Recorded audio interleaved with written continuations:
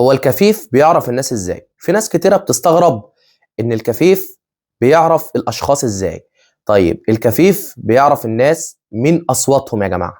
طيب انا دلوقتي عمتي، خالتي، اي حد قريبي، طبعا انا اتعاملت معاه وسمعت صوته كتير واتكلمت معاهم، فبالتالي لما بيجي حد مثلا يقعد معايا منهم من غير ما يقول لي هو مين، انا بعرفه من صوته. طيب ده كمان يا جماعة في مكفوفين بيعرفوا الناس من الكحة بتاعتهم. اه والله زي ما بقول لكم كده. يعني ممكن مثلا لو حد انا اعرفه يعز عليا، او حد قريبي، او حد انا اتعاملت معاه وعاشرته، فلو دخل عليا من غير ما يتكلم ويقول لي هو مين، لو كح بس ممكن اعرف ده مين.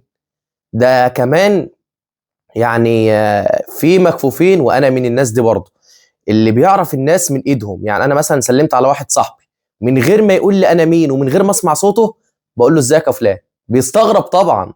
فالحمد لله على نعمة البصيرة وكفى بها نعمة.